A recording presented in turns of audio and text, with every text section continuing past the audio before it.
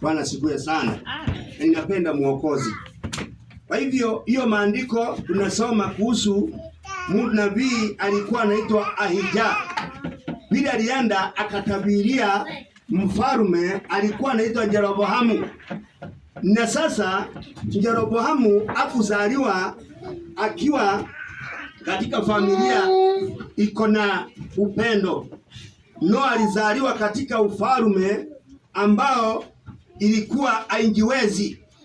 No, bila shaka na bila sababu Jeroboamu katika ile hali ya pilika ya kutembea humu na kule waliweza kukutana na mfalme na nabii jina lake ni Ahija. Wakati alimomkuta katika kijiji fulani ama town fulani, aliweza kumtabiria na akamuelezea kinaga upana whatever, utakuwa mfalme wa wana wa Israeli. Na sasa wakati huo mwenye alikuwa anatawala katika Israeli alikuwa Solomon, na Solomon babake ni Daudi. Na habu Solomon, ujue wakati huo ndiye alikalia kiti ya babake, lakini ilifika mahali ikawa sasa Ahija ile vazi alikuwa nalo kama hili ni nalo, lilikuwa vazi lipya, ni vazi ambalo lilikuwa limekaa mno. Alichukua lile vazi akalilalua piece 12 akaziweka pale. Alafu ile piece ama ile vinusu alikata bila aliweka pale. Arundi akaita mfalme ama huyu kijana akamwambia, kuna wakati utaongoza wana wa Israeli. Jeroboamu akamuuliza, mimi niongoze? Utaongoza. Wakaachana. Ahija akaenda shughuli zake, naye Jeroboamu akaendelea na shughuli zake za kutafuta riziki ya kila siku. Kwa hivyo nawe ni ukao ukijua mahali pale upo, mahali pale unapotembea, mahali pale unapokaa, mwembii umechanganyikiwa na mambo mengi mno.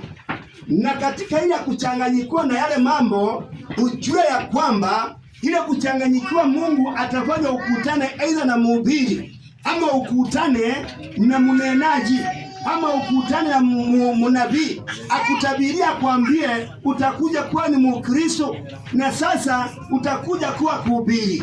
Usijali na usibabaike.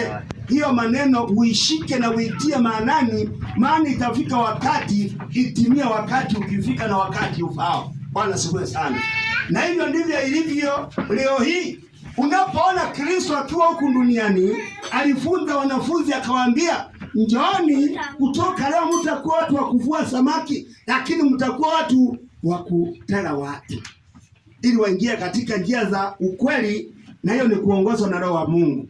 Na hapo ndipo Yesu wale wanafunzi 12 litimia, wakamfuata, wajawahi gairi nao sigairi, zidi na kuomba mno, maana litabiri utakuwa Mkristiano.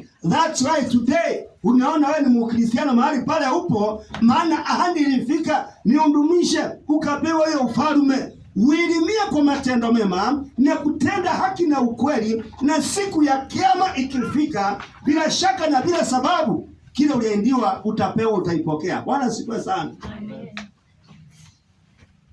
Soma maandiko na lugha ya Kikuyu. Sasa mimi nitaongea na lugha ya Kiswahili. Nimekuambia tunasoma maandiko leo katika kitabu ya Wafalme wa kwanza, mlango ni wa 14 kuanzia haya kwanza mpaka 6.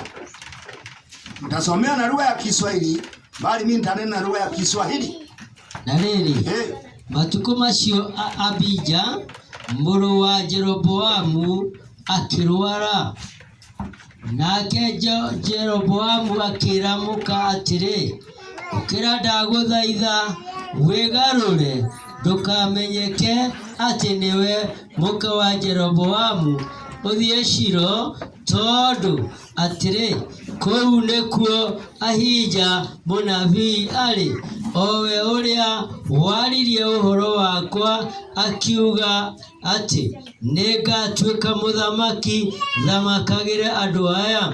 na uthio ukuite migate 10 na tumigate tungi tuhuthu ona kihembe kia uki ukinye hariwe nake niegukwira uria uhoro wa kana gaka ugutuika. Nake muka wa Jeroboamu agigika o ta uguo, agiukira agithie Shilo agikinya kwa Ahija mucii.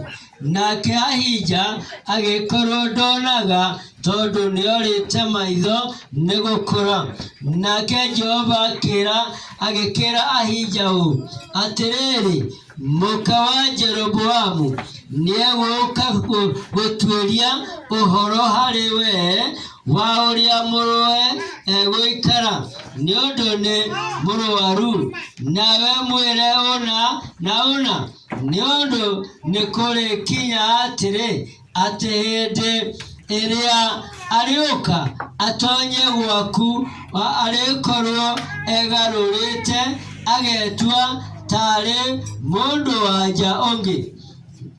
Na gugituika oro uguo, na ati riria Ahija aiguire mukinyo wa maguru make ari muromo-ini agitonya nyumba akiuga atiri, tonya mundu wa mutumia uyu wa Jeroboamu ukwigarura niki ugetua ta mundu wanja ungi.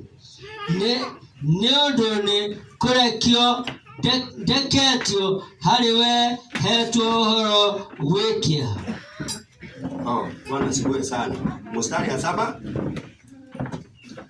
Thie ukere Jeroboamu o atiriri, Jehova Ngai wa Israeli oigete atiri, ona haria ndagutungiririe ngiguthura thiini wa andu aria angi na ngigutua munene wa gwathaga andu akwa Israeli. Bwana asifiwe sana. Story ama maandiko ilitabiriwa kuhusu mtu ambaye jina yake ni Jeroboamu. Na Jeroboamu alikuwa ni mfalme, na katika ile ufalme Jeroboamu, ufalme wake uliweza kushangaza walio wengi, na maana alitabiriwa kabla akiwa mdogo, kama vile mlivyo sasa. Alikuwa tu akitembea humu. Ahija mnabii, na alikuwa nabii, akakuta Jeroboamu akamwambia, wewe Jeroboamu, Mungu anaenda kukupatia uongozi katika wana wa Israeli ili uwaongoze, na katika wana wa Israeli ili watumikie, na amenyang'anya mfalme mwingine hiyo ufalme akupatie. Jeroboamu wakati alitabiriwa haya, iliweza kufika mahali wakawachana, kila mtu akaenda njia zake. Na ukitaka kusoma historia uelewe, chukua kalamu na karatasi utajisomea ukifika home. Uende usome kitabu ya Wafalme wa Kwanza chapter 11 kuanzia 29 mpaka 39. Usikia vile alitabiriwa. Na hapo ndio story ilianza, ama hapo ndio hadithi ilianzia. Na hapo ndipo ilifika mahali sasa huyu Ahija ile vazi alikuwa nalo alilarua, na vile alilarua sasa aliweza kularua vipande 12 ikisimamia ukoo ya Israeli. Na sasa ikasemekana ile ukoo ya Israeli 12 ikafika mahali ikawa katika hiyo ukoo 12 ilifika mahali ikawa sasa ukoo 10 ndio vitambaa ile 10 hiyo pisi 10. Ahija akaambia Jeroboamu, chukua hiyo vipande 10. Hiyo sasa ndio utakuwa unaongoza, na imenyang'anywa mfalme mwingine, mwana wa Suleimani ndiye Solomon. Hivi sasa akabaki na ukoo 2 tu. Jeroboamu yeye alipewa 10. Kwa hivyo ufalme ya Yeroboamu ilitabiriwa kitambo, na sasa wakati ilifika ikatimia. Na bila ilifika ikatimia, Yeroboamu miaka ilikuwa inasonga, na maana ilikuwa inasonga na Yeroboamu ya miaka bila ilikuwa inasonga, Yeroboamu naye alianza kuwa ni kijana mbarubaru. Na bila alikuwa ni kijana mbarubaru, ilifika mahali ikawa yule kijana ndio hadi ilifika akakalia kiti ya ufalme ya kuongoza wana wa Israeli ukoo 12. Bwana sifiwe sana. Na bila alipowaongoza bila shaka na bila sababu, naye mwana wa Solomon aliwachukua ukoo 12. Ni kwa nini ama ni nini ilifanya huyu mtu mwana wa Solomon anyang'anywe hiyo madaraka? Ni kwa sababu mienendo yake haikuwa inapendeza Mungu. Mienendo yake ilienda na njia zile ambacho ilikuwa inapendeza Mungu. Mungu akamunyang'anya madaraka, akapea yule atakayetunza. Hivyo ndivyo ilivyo katika nyumba ya Bwana.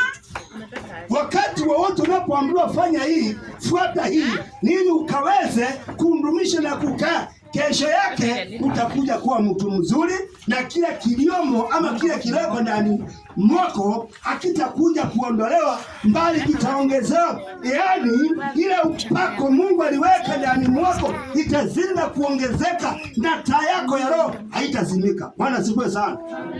Wapi kanaigai au somo hadhari.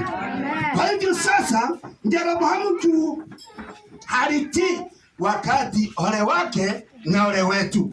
Wakati alipoenda na sasa akaona amekalia kiti ya ufalme, sasa akafunga ndoa. Na bila alifunga ndoa, wakaanza kula na kunywa na kustarehe. Noa kukula na kukunywa na kustarehe wake.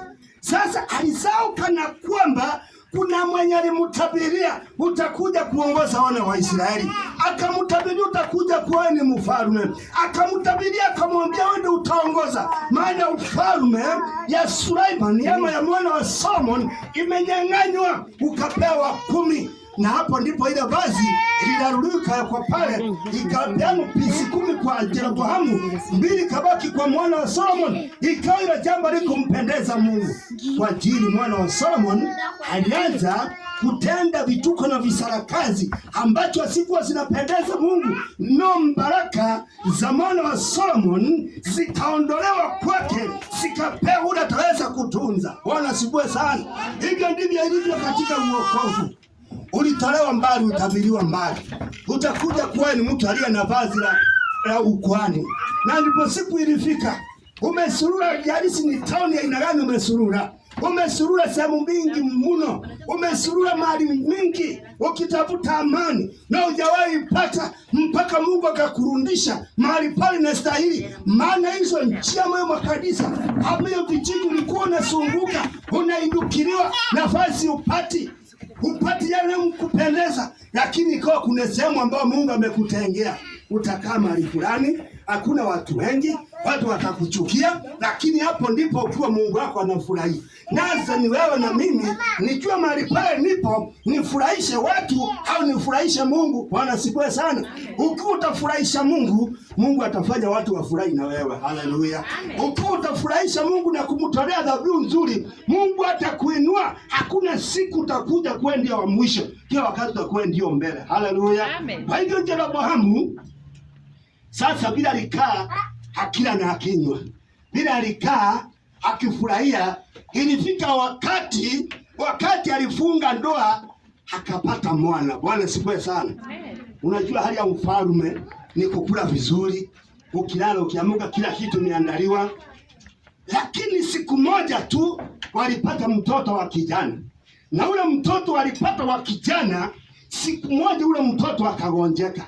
Naye haijaa mwenye alitabiri, miaka ilikuwa imeenda, macho yake ikawa aoni. Na sasa ule mwana wa Yeroboamu bila aligonjeka, sasa Yeroboamu akaambia mke wake, unajua kabla sijakuwa kiongozi wa taifa wana wa Israeli, kuna mnabii alikuwa anaitwa Ahija. Alitabiria nitakuwa kiongozi, na kweli nimekuwa ni mfalme. Hebu nenda kwake umuulize kana kwamba huyu mtoto yetu atapona. Haleluya. Amen. Sasa Yeroboamu kulingana na maandiko vile tumesoma hakuenda, lakini anatuma mke na akaambia mke wake uende na uelevu. Ukifika kwake uende aste haste. Ujisiamete kahora ili usijulikane ni nani. Naye haija maana macho ilikuwa imepotea, hakuwa naona. Hapo ndipo sasa na Mungu akaambia Aija, mke wa Yeroboamu, anakuja kukuuliza kana kwamba huyu mtoto kana atapona au hatapona. No, akikuja mwambie mtoto atakufa. Na sasa hapa nataka ujifunze kitu kwa hii andiko na ujue ni wapi umetelezea na ni wapi umekosea. Sasa ndipo ilifika wakati Yeroboamu akaambia mke wake, chukua kikapu. Ila vitu umetajwa hapa umesikia, aliambiwa achukue divai, mikate, dhahabu na fedha na vitu vinginevyo pale, aende nazo pelekee Aija ili atabiri vizuri. Lakini naye Mungu aliambia Aija huyo mke hatapenda yulikane kama ni wa Yeroboamu, na akija mwambie mtoto atakufa. Hivyo ndivyo ilifanyika. Wakati Aija alikuwa anakaa kwake na ni kipofu, Biblia imetuambia vizuri ya kwamba ule mke kukanyanga pole pole, yani aste aste. Ndipo Mungu aliambia Aija, yule mama nilikwambia ndio huyo anaja mlangoni. Na kusikia kitu kinalia kuruhusu kukala, akauliza ni nani? Akanyamaza. Aija akamwambia, ingia wewe mke wa Yeroboamu, ingia, maana umetumwa na mume wako. Sasa yeye ameweka vitu nzuri pale ili Aija akule na akunywe, ili sasa atabiri vizuri. Bwana sifiwe sana. No mistake, makosa ilikuwa katika kitabu ya Isaya, inasema vizuri sana. Mada ijawa endelea kioneka au somo wadhani. Wakati ulio na uwezo, wakati ulio na nguvu, tafuteni Mungu, yani mtende mambo ambayo itafanya Mungu akukumbuke kwa uzuri umewahi fanya.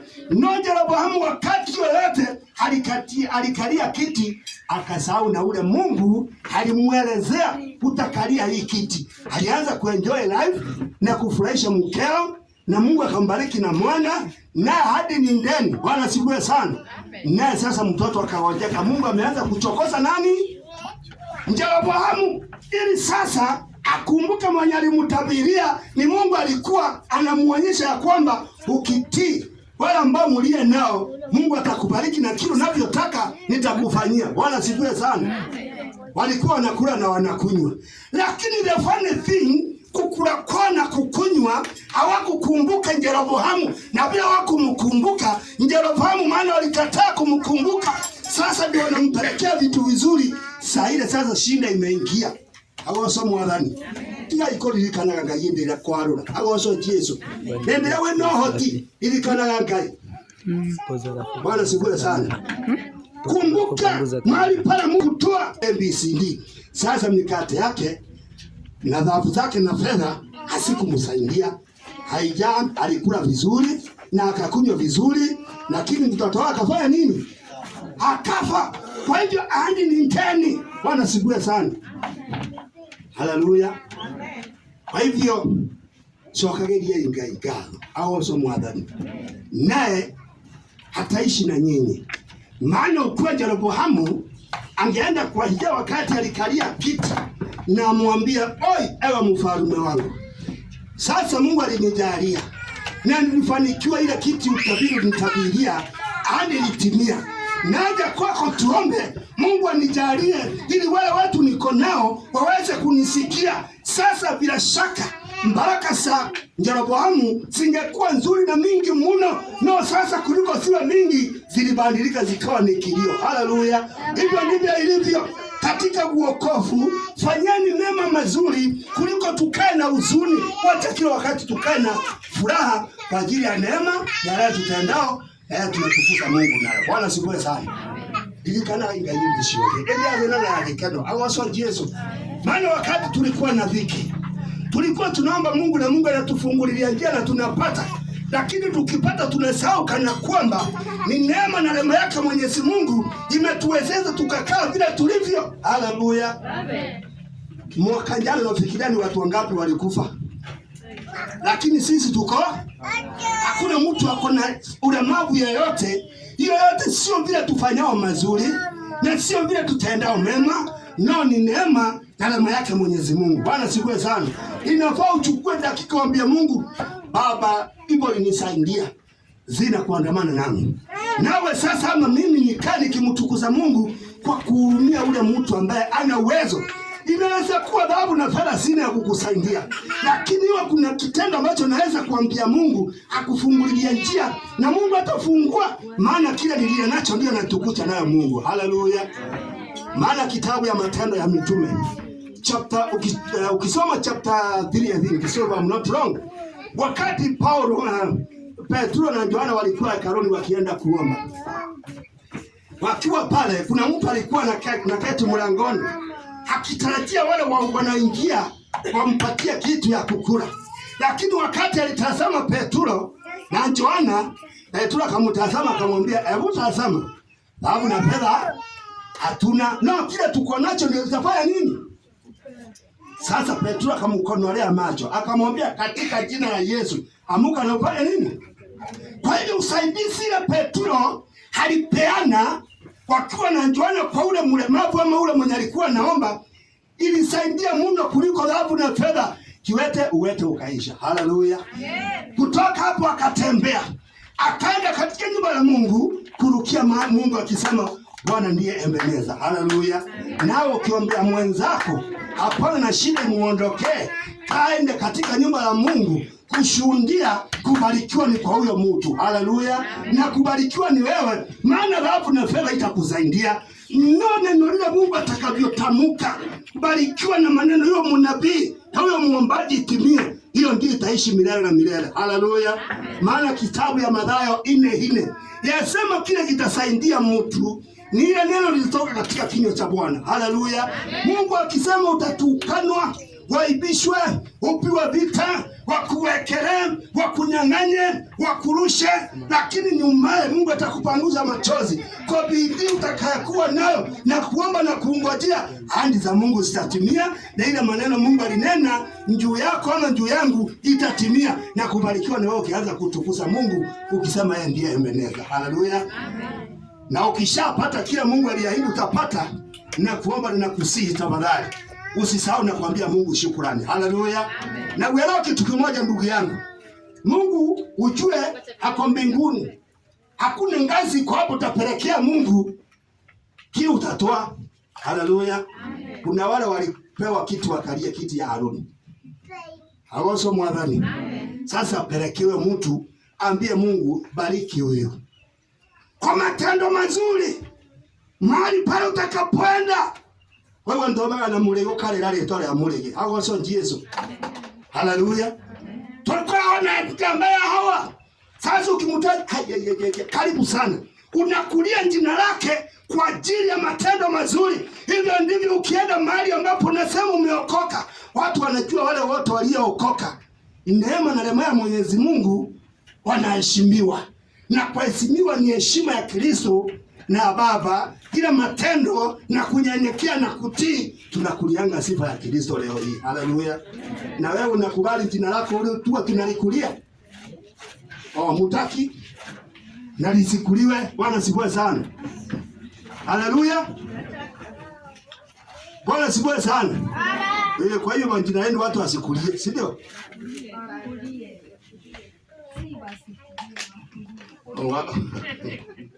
Kwa hivyo tendeni mema, msisahau kama Jeroboamu.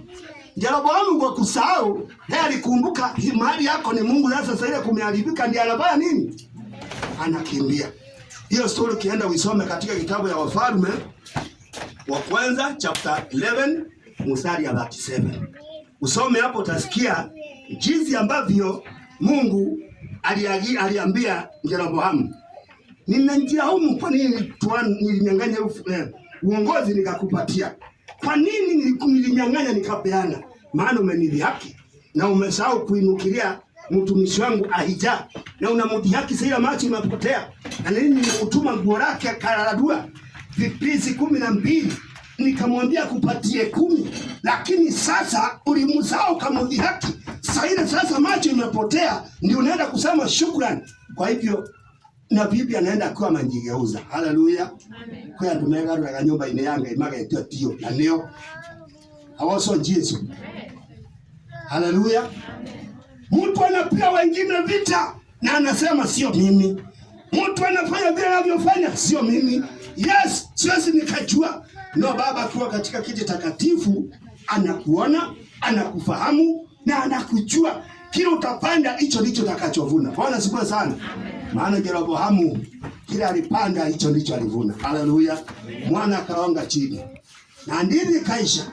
Na sasa bila wako nakumbuka Yeroboamu mtu ya shinda haija akakulia shinda hili lipatwa na nani?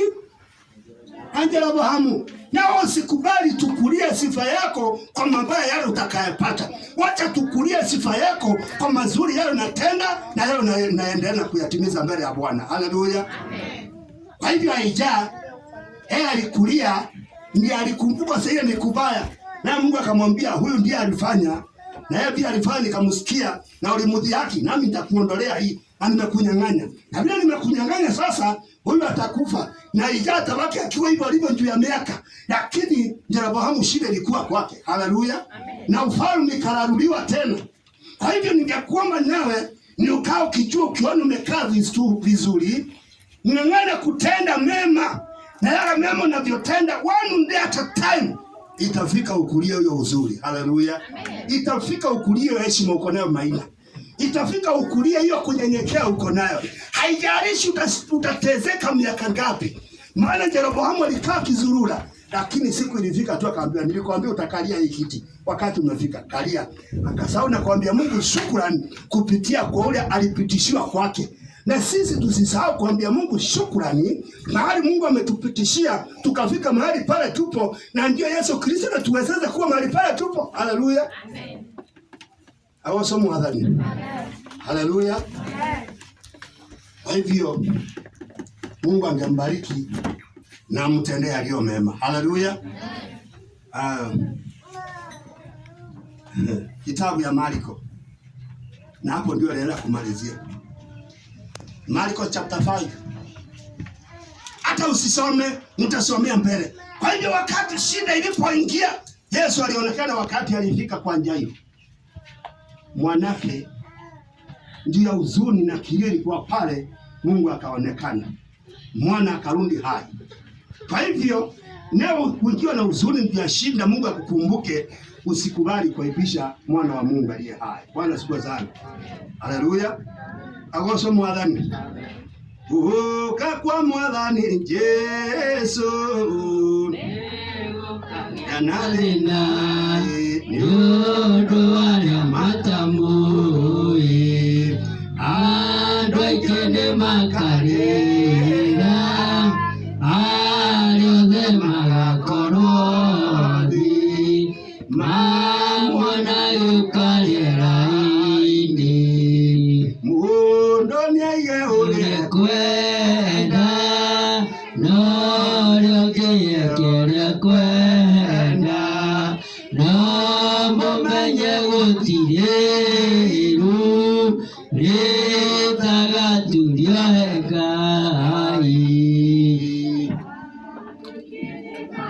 Ira aliodhe magakorodi.